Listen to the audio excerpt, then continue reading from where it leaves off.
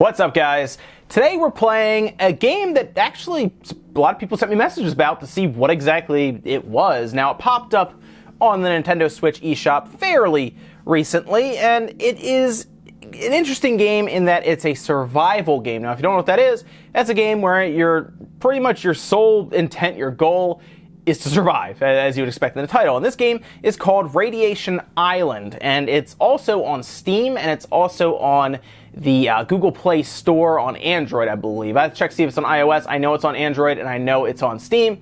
It is cheaper on Steam and iOS at $2.99. Here on the Switch, it's $9.99, so it's $10 to get this game. And we're going to look at it today. The idea of this video is to give you a look at the game and see if it's something you would enjoy or if it's something you want to pass on. Now, Atypical Games did send over a code for me to check out before it came out, so thanks to them for giving me a chance to play it ahead of time so I can give you guys an idea of what you're seeing here. So what happens is, immediately when the game starts, you have a little cutscene that kind of introduces an island that you wash up on the shore. And you'll see here it asks which game mode you want to do. You can either do Adventure, which you need to eat to survive, so there is like a hunger meter that you have to pay attention to. Animals and zombies, that's right, zombies are in this, will attack you, and death makes you lose your equipped weapon, and radiation is deadly. Exploration is the easiest way to explore the islands. Basically, it's kind of easy mode where nothing will attack you, essentially. Let's just kind of look around if you want.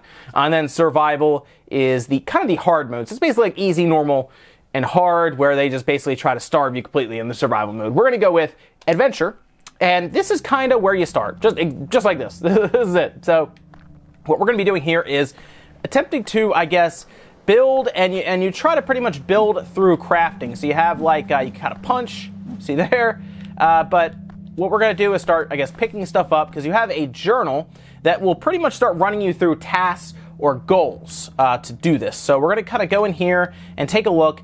They want you to find food now, craft your first weapon, use the stone axe, which I guess is what we're going to craft, and then cut down trees. Cutting down trees is pretty funny, so you guys will have to see the animation for that. It's actually kind of hilarious to see parts of this game. From my point of view, I'm not a big survival game fan. I don't play a lot of them. I know they're popular with a lot of people. In fact, this game, believe it or not, on Steam has mostly positive reviews because the price is pretty small. You know, $3 for a game is pretty cheap. A little more expensive here, obviously, but there, a lot of people just seem to like it from the survival genre. Now, a lot of people also admitted it wasn't the best looking game. As you can kind of see here, it's not the best looking game. Not the best running in some cases, although from what I've seen so far, it actually seems to hold a pretty steady frame rate on the Switch. And the system requirements on the PC are fairly low as well. So we're going to go there, and then we're going to, oh yeah, they also map jump to L, which is kind of throwing me off a bit. But we're going to look at what we need to do to, I guess, craft our, you can also lock on with X. We're going to take a look, so we have some stuff in our inventory. You can kind of see on the left the equipment that you can put on. You actually craft like equipment for yourself, but we're going to take a look at, I guess in this case, what we can craft here. So we got to craft our first weapon now. And we need to craft a stone axe, because then we're going to walk around and just start, there we go, we got one now. And we're going to walk around and I guess start cutting up trees. And yeah, this animation is really funny. When I actually cut down a tree, the first time I did, I thought it was the funniest thing. You end up cutting down a ton of trees throughout. But let me, here's a tree. We're going to start cutting it down. Oh, leaves are falling. We'll start cutting it down. Boom, boom, boom. And then when it hits the ground, it just sinks into the ground. Look, listen, look at this. Like, it doesn't even, they don't even try to, like, you know where you let it kind of rest and it just slowly disappears? Even that's alright. It just seems like they didn't come up with an animation for it to hit the ground. Like, it just falls through. I just thought that was so weird. It's so funny to see. But basically at this point, I am collecting wood. And then the idea there is, of course, then craft the next thing. I just punched it with my hand. That's not a good idea. What I'm going to craft, I guess, another stone axe so I can continue to cut down this tree. There we go. And, of course, it will sink directly into the ground. Now, next thing I need to do is I need to craft and place a storage case. So let's see what we need for a storage case very quickly. It is down... Let's see, storage case, there's a shovel. They have a lot of stuff you could craft. That's the one thing I'll give them. A lot of stuff is here. Like, this is a spyglass, which is a telescope. You actually get guns as you play through this. and you pretty much build out your own. There's ammo you actually like put together. You can see the rifle bullets, and there is actually you actually play through a story that's not like. It's not like an intricate story or anything, but it is there to kind of keep you moving along. And based on what a lot of people have said, it's like a 7 to 8 hour game, surprisingly. And that's just the story part. That's not including doing anything else in the game. So here's our storage case. We'll just go ahead and do that. And then I need to, I guess, find a place for it. I did find you see here like a cabin. So this you pretty much come across right away. And there's just a bunch of stuff in here. There's a bed. There's a journal of some kind, so we can kind of read the journal and see what's in there. There we go. And it's interesting. It like gives you a like a password, or I guess numbers. So I haven't really figured out what that's about yet. But so we can look at our storage case, and I guess we'll put it somewhere here. Let me get my. There we go. Use, and I guess we'll just put it right here just to get that out of the way. So that journal task not complete. This, of course, lets you just store stuff. So it's just like a little case that you can put things in. Go figure. So let's see what we have to do next. And this is kind of the beginning. So this is going to get you acclimated to everything. So we have our code there. It does seem to record that at least. So we finished pretty much the first page, and you can see it. There's like 8 pages to go through this. Craft the pickaxe, and we also have to hunt an animal for meat. So we need to craft pickaxe, mine rocks, kill an animal. We saw that rabbit kind of running around. And craft and place a campfire, and then craft a torch. So you can kind of see it's like a to-do list of stuff to get ready. This is kind of the tutorial to help you out. You don't really need to do all this, but of course I do need to attack, kill an animal, and get meat, because you can see my hunger meter at the top here is running low. It's about halfway down. So I need to go find, in this case, a way to get meat, which, of course, easiest way to do that, kill an animal, and then use their, let's see, there's an actual weapon there. These are glowing. Interesting. Titanium pickaxe. Okay. It's a spear, so I need fiber, and I need more wood, and then I need, for a bow, string and wood. I guess the easiest thing would be like an axe or a pickaxe. I guess I could attack them with a pickaxe. I mean, what'll stop me from doing that? I mean, honestly, I could probably attack them with, in this case, I could probably attack them with this club, the thing I would be using to cut down trees. But I need to go find, in this case, here we go. So X will pretty much lock you on, I believe. Yeah. So there's an animal over here, which that's actually a good thing. That'd be kind of annoying if it was hard to find like food, since you need it. So let's hit him with this, and he's running now. There we go, got him. Nice. So now, how do I get food from him? There we go. Oh.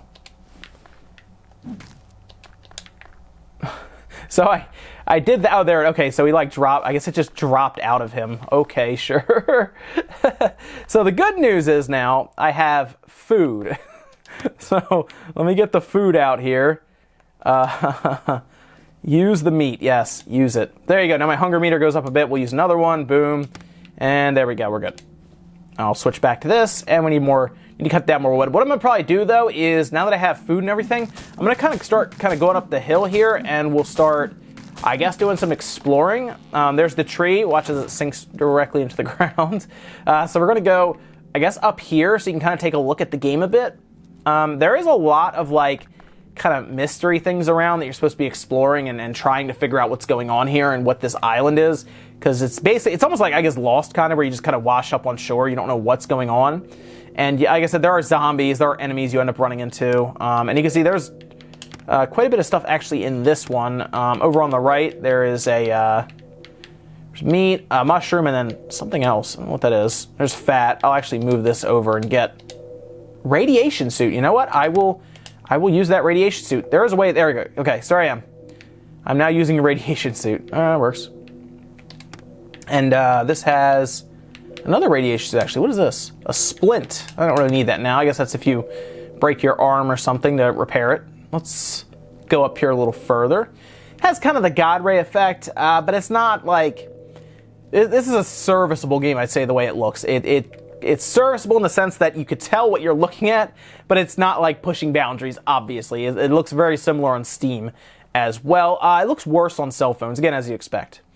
So we're going to kind of just keep walking up here. I will show you guys what it looks like in handheld mode as well as we get a little further in. But this is kind of, I mean, the draw distance is okay, but you can see how things pop in and out as well towards the back there. Specifically, it looks like the shadows do that. So we're going to keep walking up here. And again, the idea is to pretty much explore. You build out your own like camp essentially, and it's good for people who really like. Is that gold? I think that's gold. Yeah.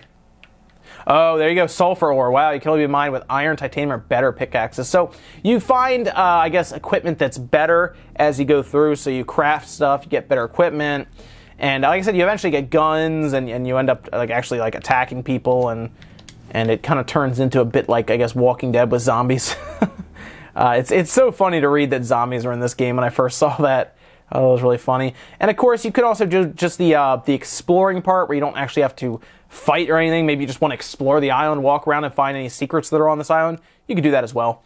And you can have a couple different profiles. It seems to support a ton of languages. Like if you're in the options, you'll see, oh, something over there is, you see it pointing at him.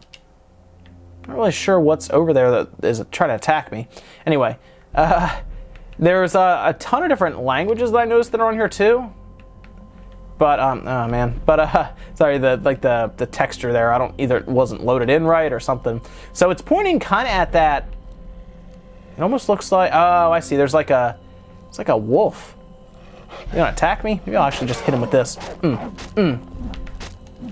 Yeah, that's right. Oh, I just punched him over and over again. I don't know if he just drops his food or takes a minute, I guess. Okay, there we go. So he dropped something. Anyway, let's work up here a little bit. So you're kind of getting the idea of what this game is. If it's for you, it's $9.99 on the eShop. I don't think everyone, like this isn't really a game for me because I'm not a big survival game fan, but it has positive reviews on Steam, probably because people who like these games, I can see how you could get into this because it's basically an open world style game. And it's not super expensive. Like I said, it's also on Steam and it's also on the Android device as well. But hopefully this gave you an idea of what this game was. Maybe you saw in the eShop.